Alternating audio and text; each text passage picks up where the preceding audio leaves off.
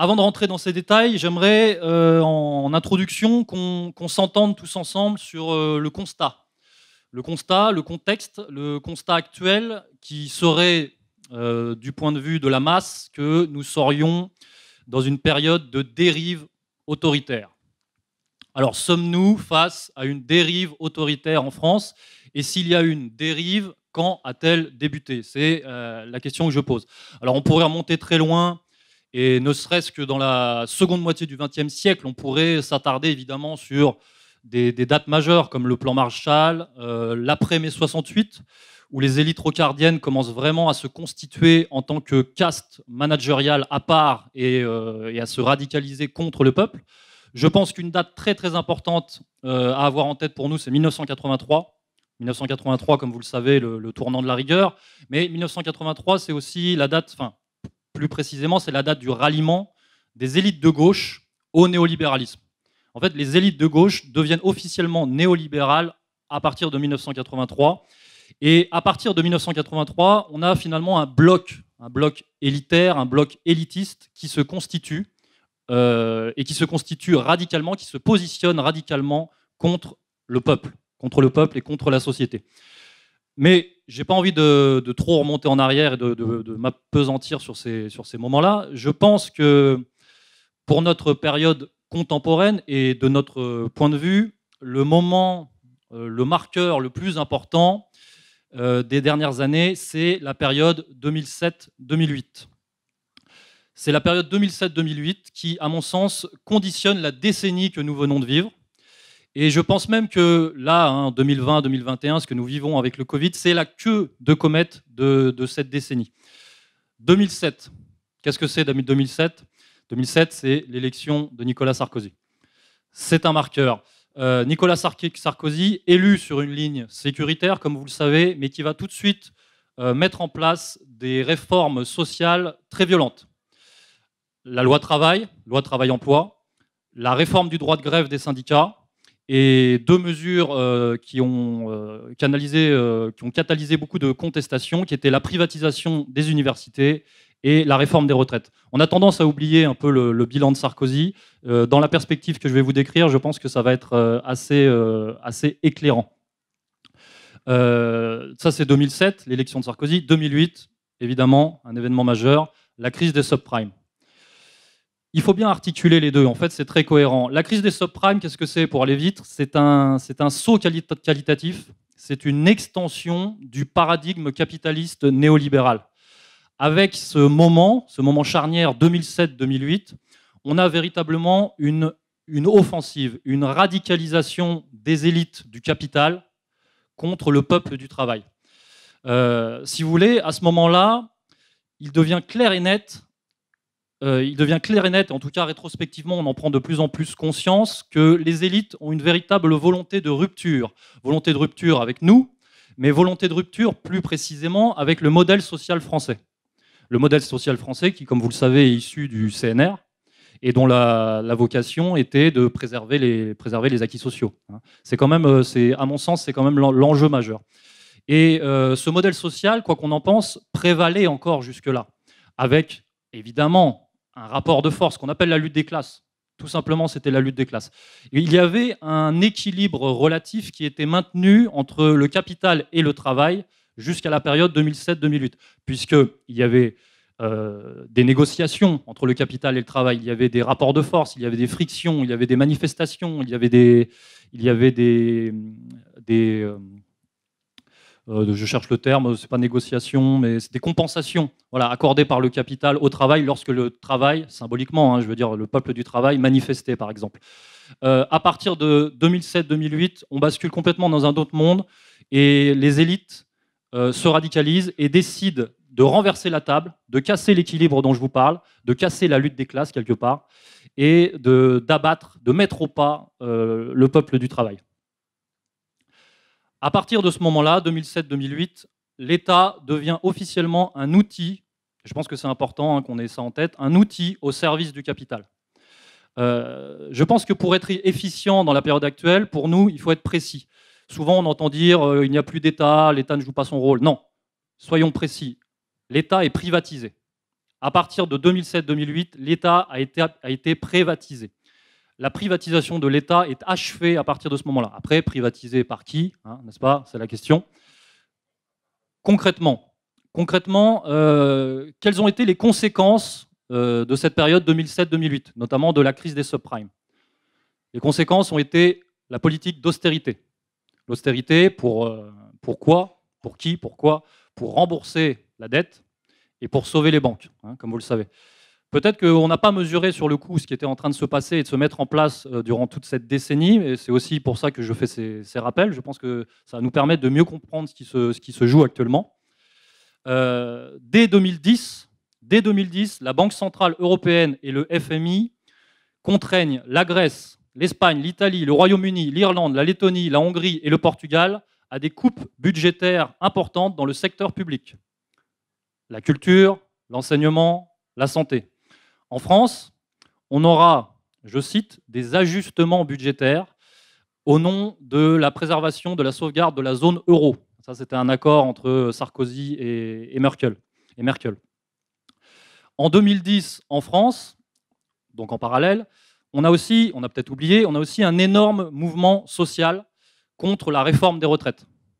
Il y avait d'énormes contestations.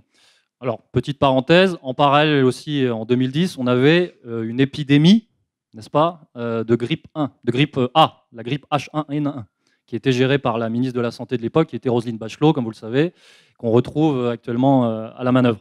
C'est toujours intéressant de faire ces petits retours en arrière.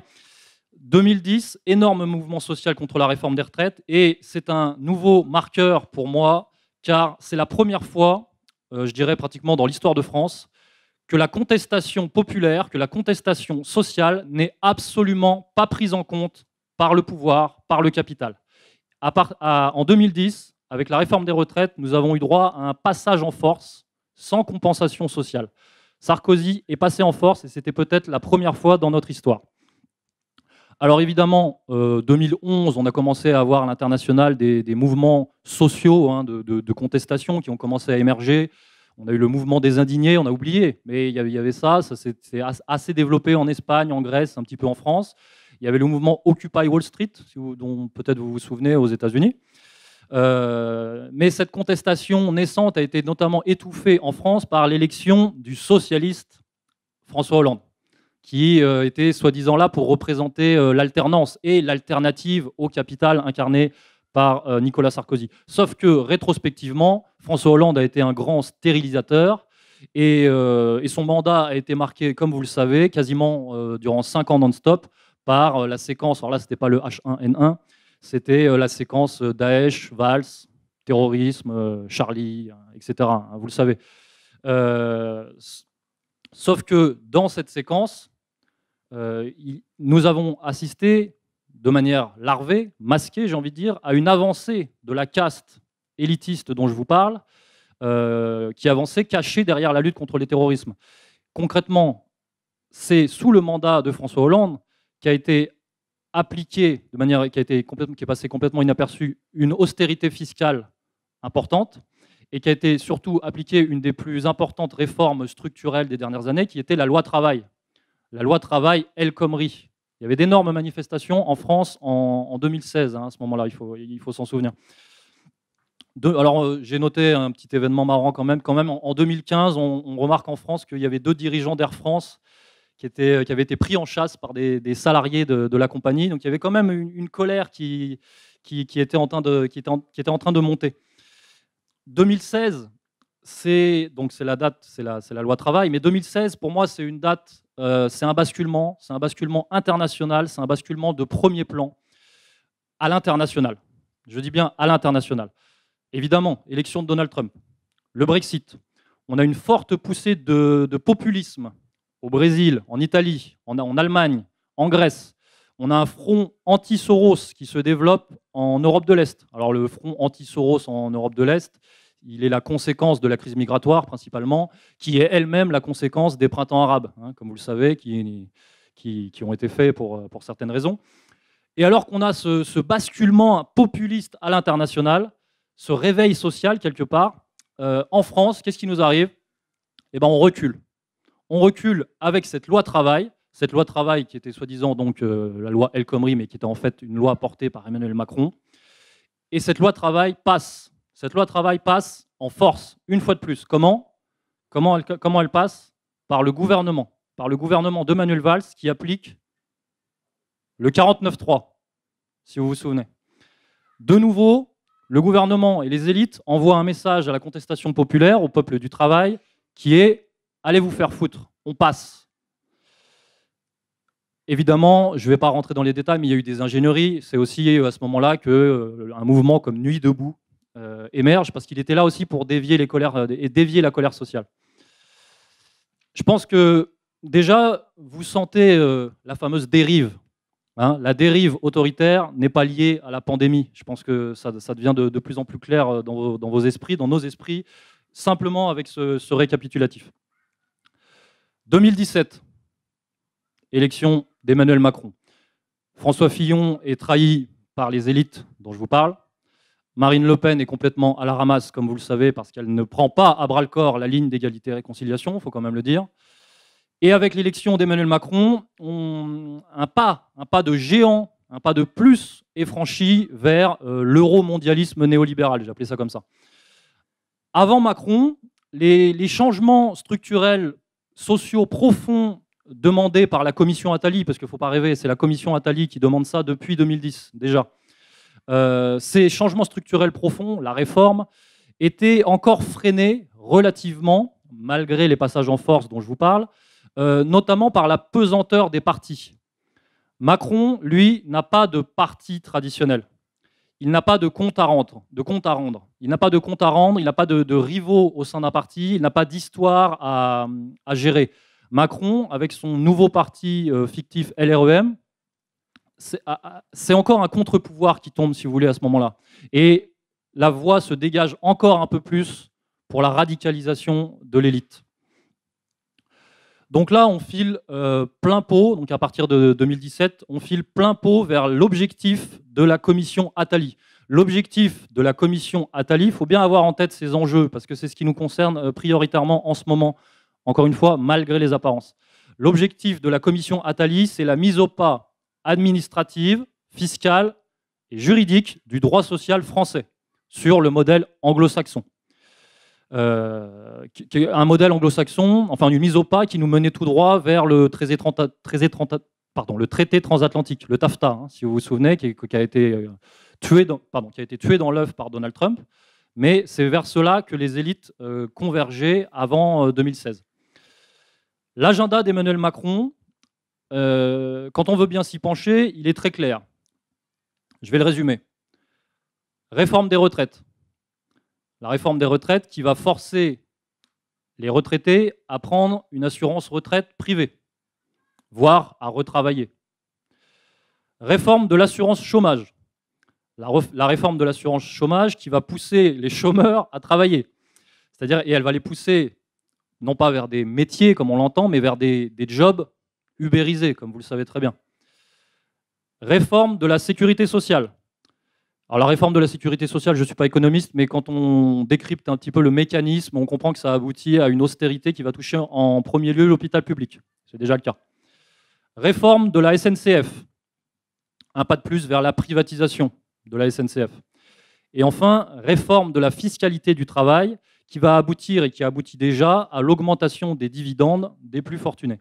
Ça, c'est l'agenda de la commission Attali et c'est l'agenda porté par Emmanuel Macron. Alors évidemment, 2018, retour en force de la question sociale, les gilets jaunes, alors qu'on est censé fêter les 50 ans de mai 68, n'est-ce pas? Donc ça, c'était assez truculent. Alors les gilets jaunes, c'est génial, on en est. Ils explosent le contrôle par les syndicats, ils explosent le contrôle de l'ingénierie, si vous voulez, par les partis politiques, ils sortent du chantage à l'antiracisme, ils sortent des problématiques sociétales, ils dépassent le clivage droite-gauche, ça c'est extrêmement positif. Mais répression physique et policière dure, et surtout le bilan, aucune des réformes dont je vous parle n'a été abandonnée par le pouvoir suite aux gilets jaunes. Il faut bien qu'on ait ça en tête tous ensemble. Je pense que c'est assez significatif de la dérive autoritaire que nous vivons, soi-disant, à cause de la pandémie. La mue autoritaire de la démocratie n'a pas attendu le Covid. Le fait que nous entrions de plein pied dans un État policier, un État violent, un État répressif, on voit en ce moment que le budget du ministère de l'Intérieur augmente, et surtout dans une société, plus largement, une société de surveillance, une société d'encadrement, c'est la logique la plus pure et c'est la conséquence de la prise de pouvoir de la finance sur l'État. C'est pour ça que j'en ai un peu marre, j'ai noté cette petite punchline, j'en ai un petit peu marre du Frexit. J'en ai un peu marre d'entendre parler du Frexit porté par nos homo-souverainistes, comme vous le savez, parce qu'il faut sortir du Frexit, il faut arrêter avec le Frexit. C'est le Rothschild-exit qu'il va falloir promulguer. Nous sommes colonisés de l'intérieur. Voilà, je pense que c'est assez clair.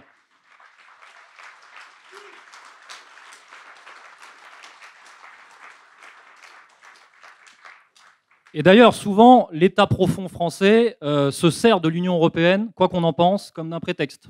Le programme que je vous ai présenté, ce n'est pas l'Union européenne. C'est la commission Attali, c'est la banque Rothschild. Voilà, c'est assez clair. Alors ça, évidemment, ça c'est conférence optimiste, ça c'était pas forcément optimiste, mais ça c'est le constat, le récapitulatif. Et maintenant, on va pouvoir passer au positif. Encore une fois, c'était pour que tout le monde comprenne bien les enjeux. Il faut bien comprendre que le néolibéralisme dont je vous parle, et a fortiori, pour être très précis, le néolibéralisme occidental, était déjà une solution de secours, une tentative de survie du capitalisme en crise dans sa phase précédente, qui était la phase keynésianiste. En fait, on a basculé dans la mondialisation et dans la financiarisation, parce que, évidemment, avec la mondialisation, on a eu, le capital a pu baisser les coûts de production, comme vous le savez, par les délocalisations, et ensuite, automatiquement, relancer les taux de profit. Mais ça, c'était déjà une fuite en avant pour le capital en crise. En vérité, nous sommes peut-être, en ce moment, déjà dans la phase critique et dans la phase crépusculaire, je dirais, du néolibéralisme.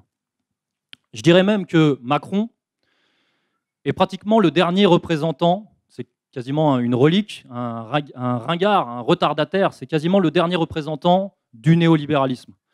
Macron, en fait, quand on y pense bien, c'est Reagan et Thatcher avec 30 ans de retard.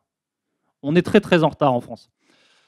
Alors oui, on est dans une période du coup chaotique, qui est peut-être une période de fin de règne du capitalisme néolibéral et de potentiel, mais à mon sens c'est certainement perdu d'avance, mais en tout cas c'est la période que nous vivons, de potentiel passage de relais et de potentiel transition vers un nouveau capitalisme que je vais appeler le capitalisme davosien. Le capitalisme du forum de Davos, c'est le fameux Great Reset dont on parle.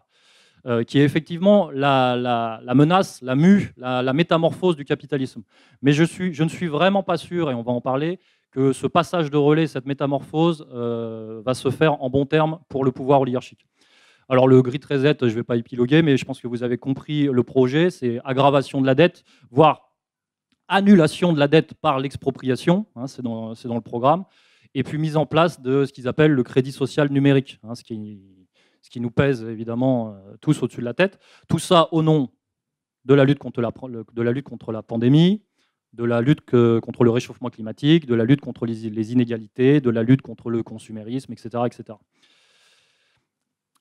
Donc quand on prend ce prisme-là que je vous propose, on comprend que finalement Emmanuel Macron, en ce moment, est peut-être simplement en train de s'entêter dans une voie de garage, relativement, pour tirer le maximum de cash, concrètement, avant la fin. Avant la fin. Alors là, ce ne sera jamais la fin, mais on va dire avant le retour du rapport de force, avant le retour du travail, avec une majuscule, contre le capital.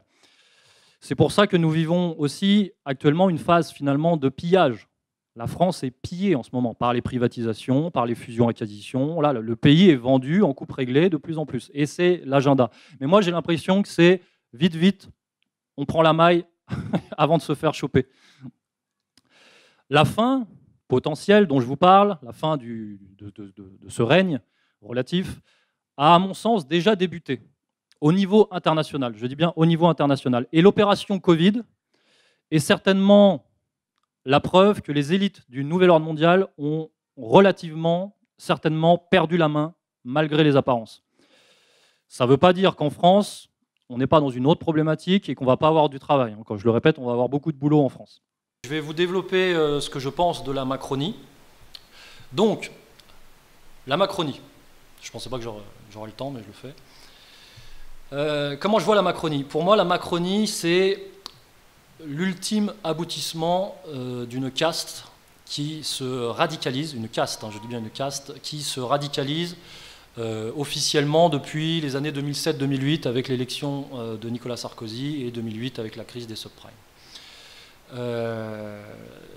Cette caste n'a fait que se renforcer et se radicaliser pour devenir un bloc élitaire et passer effectivement de l'UMPS, comme vous le savez, à LREM, et devenir avec Macron un véritable sanctuaire. Voilà ce que je peux dire de la Macronie, c'est à mon sens un véritable sanctuaire élitaire. Il y a deux principes fondamentaux pour moi pour comprendre, pour désigner, deux caractéristiques pour désigner moteur, si vous voulez, deux principes moteurs pour désigner la Macronie, c'est le séparatisme et la capacité à faire bloc. Le séparatisme parce que ce qui, encore une fois, ce qui caractérise profondément la Macronie, c'est cette capacité à faire clivage, à séparer les gens. On l'a vu par exemple avec le pass sanitaire, on l'a vu avec les non-vaccinés, les vaccinés, les sous-citoyens. Mais c'est plus large que ça en fait, les gilets jaunes. Mais c'est plus large que ça, c'est-à-dire que le séparatisme, c'est pas le séparatisme d'extrême droite ou je sais pas quoi, le séparatisme des survivalistes dont on nous parle, ou le séparatisme des communautés musulmanes ou je sais pas quoi. C'est le séparatisme macronien qui principalement est fondé sur la division sociale et communautaire et le clivage, et qui en fait est l'extension du domaine du libéralisme. C'est-à-dire quand on va au bout du bout de la logique libérale et qu'on la radicalise, on est effectivement dans ce monde où il y a des élus et des exclus. C'est principalement ça qui meut et qui dépasse quelque part Emmanuel Macron. Donc cette capacité à diviser socialement et communautairement le pays et la société, c'est le principe moteur pour moi de la Macronie. Et dans un deuxième temps, il y a eu un autre principe moteur de la Macronie, c'est cette capacité à faire bloc, c'est-à-dire cette capacité à coopter les gens, à corrompre les gens, non seulement à cliver, mais en plus à se renforcer vraiment sur elle-même, si vous voulez, pour vraiment vivre en vase clos. Et on l'a vu, si vous voulez, pour que je vous donne des choses véritablement évocatrices, c'est-à-dire on l'a vu cet été avec la manière dont a été recasée Agnès Buzyn, par exemple. Je vous donne des exemples concrets. La manière dont a été recasé cet été Martin Hirsch, dans la manière dont a été recasé cet été le préfet Nunez. Je me souviens plus son Laurent, son prénom. Il a remplacé le préfet qui a martyrisé les Gilets jaunes, le préfet l'Allemand. Il a remplacé cet été l'Allemand. Et enfin là, en plus je vous donne des noms là, Buzyn, Hirsch, Nunez. Et en fait la Macronie fonctionne que comme ça, c'est-à-dire que même quand Macron humilie Valls ou humilie Bayrou, il arrive quand même à les garder dans son giron et à les manœuvrer. C'est-à-dire qu'on est vraiment encore une fois dans cette capacité à faire bloc, à faire corps. Donc voilà pour moi ce qui définit la Macronie, ce qui la rend véritablement dangereuse pour la société française. Et même en termes politiques. Et ça s'appuie, à mon sens, sur deux méthodes. Ça, c'était les deux principes, mais il y a deux méthodes principales pour la Macronie. C'est le passage en force. Donc le passage en force, ça, vous l'avez constaté à tous les niveaux, que ce soit avec les Gilets jaunes. Là, c'est le 49.3 sur la réforme des retraites. Oui, on va certainement l'utiliser. Je vais dissoudre. S'il faut, je dissous l'Assemblée, je m'en fous. De toute façon, je suis prêt à tout. On est principalement dans le passage en force avec la Macronie. C'est-à-dire, je ne respecte... De toute façon, j'avais développé, effectivement, dans ma conférence optimiste à l'époque, la caste élitaire radicalisée dont je vous parle ne fonctionne que sur ce passage en force depuis les années 2007. Et on l'avait vu avec les manifestations contre la loi travail. Donc Macron était déjà ministre de l'économie à l'époque, mais on l'avait déjà vu, donc cette caste était déjà dans cette logique de radicalisation, et on l'avait déjà vu à partir de Sarkozy, et à partir des années 2010, c'était vraiment de plus en plus prégnant. C'est-à-dire que le discours social, enfin le dialogue social, pardon, la négociation avec les représentants syndicaux, les représentants des catégories ouvrières, etc., n'existait plus. On était dans le passage en force. Donc ça, c'est la première méthode de la Macronie. Et la deuxième méthode, je l'ai déjà évoquée, c'est la corruption. Effectivement, c'est Macron, il arrose tout le monde. Les gilets jaunes, le Covid, enfin les gilets jaunes, il a baisé tout le monde, mais je vais vous offrir des chèques de 100 €, je sais pas quoi, des sneakers. Et dans le Covid, c'était, il a arrosé. Pourquoi ça n'avait pas pété avec les restaurateurs? Parce qu'il avait arrosé tout le monde. Donc il faut le dire. Après, quand on fait l'analyse, on sait que c'est de la dette et que finalement c'est nous qui allons payer le truc, mais il a corrompu, il a soudoyé les gens et ça a marché. Ça, c'est pour définir sur quoi fonctionne et sur quoi repose la Macronie. Sauf que dans la période actuelle, par rapport à tout ce que je viens de vous exprimer et par rapport à la crise sociale qui guette, la pénurie, la sobriété énergétique et tout ça, je pense que ça va être de plus en plus dur pour Emmanuel Macron par rapport à la contestation populaire et à l'hiver. On va voir ce qui se passe cet hiver. Hein. Et au printemps 2023, ça risque de chauffer. Après un hiver froid, on risque d'avoir un printemps très chaud. Je pense que pour Emmanuel Macron, il va être obligé d'être de plus en plus absolutiste. Pour tenir son agenda, il va être obligé, encore une fois, de devenir l'autocrate qu'on lui reproche d'être. Véritablement.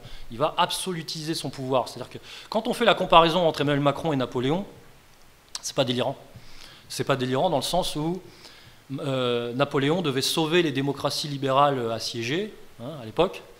Il est parti en croisade pour sauver la démocratie française naissante. Il est devenu un autocrate plus ou moins isolé sur la scène européenne, mais Emmanuel Macron, il est dans cette logique en fait. Et là, il essaye de sauver la démocratie néolibérale, et il ira jusqu'au bout. Enfin, il est dans cette logique. Surtout que Emmanuel Macron, je le disais tout à l'heure, il est là pour rester. S'il a été élu à 40 ans, c'est pas à l'âge de 40 ans, c'est pas un hasard. Il est là pour rester. Il est là pour rester 20 ans au pouvoir. Je ne dis pas que ça va arriver. Mais vous avez dans la stratégie d'Emmanuel Macron, là, il enchaîne son deuxième quinquennat. Sa stratégie, il y a plusieurs stratégies. Donc là, c'est sorti dans les médias. Il y avait soi-disant la stratégie à la poutinienne, justement, à la Poutine, c'est-à-dire de mettre un Medvedev, qui serait peut-être Édouard Philippe, à sa place en 2027, pour ensuite revenir et re-enchaîner sur 2 mandats, parce qu'il a l'âge de le faire. Donc ça, c'est quelque chose qui est dans la tête d'Emmanuel Macron, où il y a carrément sa réforme constitutionnelle dont je vais parler, où il a voulu remettre en place le septennat. Il y avait 2 candidats qui plaidaient pour le septennat à l'élection présidentielle en France, c'était Emmanuel Macron et Marine Le Pen. Si Emmanuel Macron plaide pour le septennat, c'est pas juste pour les beaux yeux de la démocratie. Il a certainement un plan. Et donc pour lui, c'est remettre un jeton dans la machine. C'est-à-dire, je vais faire mes 2 quinquennats, après on part sur un régime de septennat, donc quelque part on remet les compteurs à zéro. Je peux repartir dans le truc. Moi je pense sincèrement qu'Emmanuel Macron se projette sur le long terme. Et les gens qui sont derrière lui se projettent sur le long terme. Après, je ne sais pas si Brigitte va survivre pendant 20 ans. Donc Emmanuel Macron, comme l'a signifié Damien Viguier, ne peut pas être destitué. Le système fait corps derrière lui. Il y a trop d'enjeux pour le système qu'à mon sens, ils ne le lâcheront pas. Donc la seule manière pour que Emmanuel Macron dégage, ça serait une démission, ce que j'évoquais dans le scénario révolutionnaire. Mais cette démission, à mon sens, elle ne peut advenir que sous une double, voire une triple pression, qui serait une pression sociale, donc la rue, quoi, hein, la contestation, les gilets jaunes x10, ce qui n'est pas impossible vu ce qui nous menace. Mais il faudrait que ça soit conjoint avec une pression internationale, et là, ça dépend des prochains mouvements de Vladimir Poutine, et donc de ce qui va se passer avec l'Allemagne, la Pologne, etc., et l'avenir de l'Union européenne et de l'OTAN.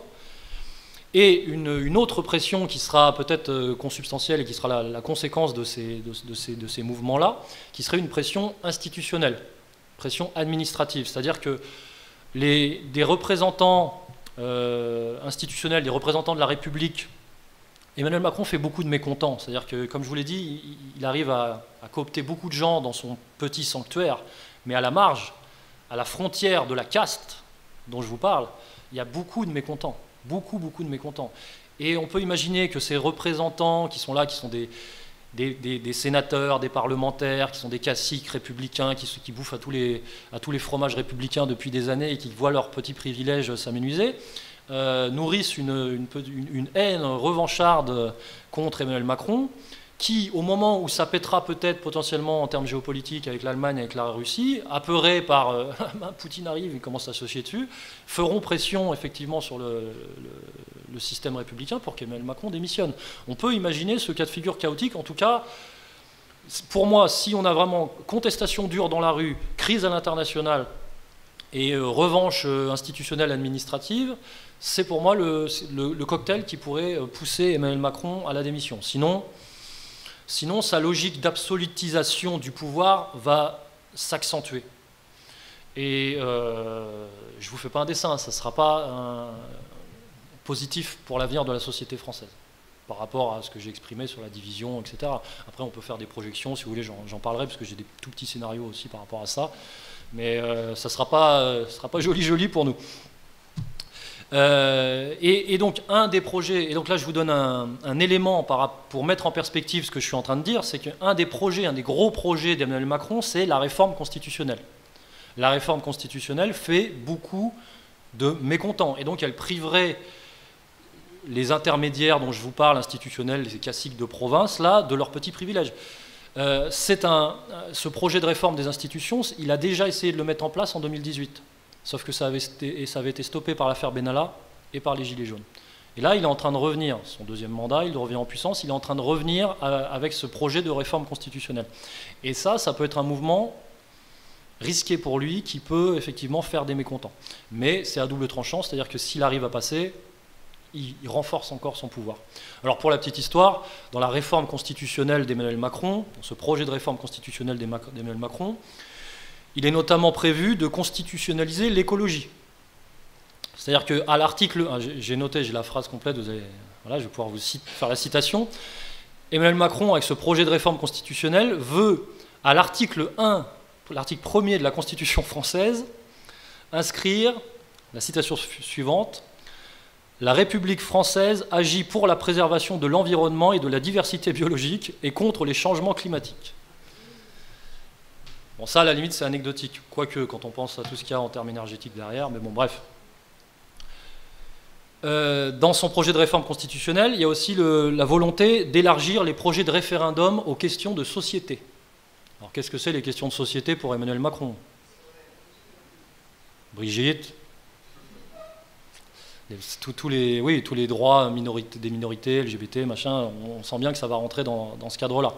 Donc, ok, vous avez des référendums. Vous voulez de la démocratie? Bah oui, regardez, il y a un référendum sur un truc sociétal, quoi. Voilà ce qui est prévu. Il y a une autre chose très importante dans cette réforme constitutionnelle, dans ce projet de réforme constitutionnelle, c'est la volonté d'Emmanuel Macron de remplacer le CESE, qui est le Conseil économique et social et environnemental, par ce qu'il appelle le CPE, qui serait le Conseil de participation citoyenne. Et donc ça, c'est pleinement ce que je suis en train de vous exposer, c'est-à-dire que tous les vieux intermédiaires de province qui sont dans les rouages de la République, de la Ve République depuis très longtemps et qui profitent, ils vont dégager pour laisser la place à des représentants de la société civile, puisque c'est ça aussi le prétexte de la Macronie.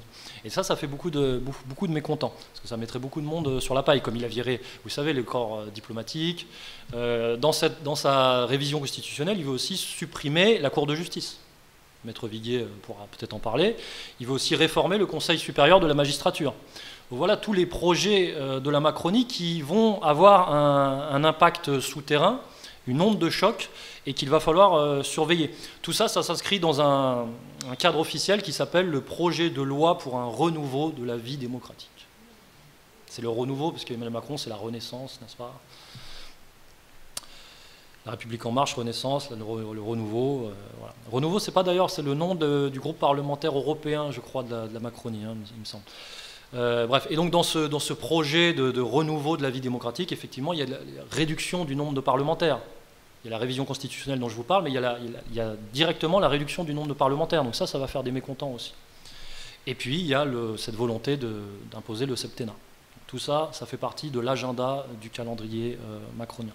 Donc avec Emmanuel Macron, on est en marche, pour le coup, vers la radicalisation du pouvoir et vers la fragmentation, encore une fois, du pays.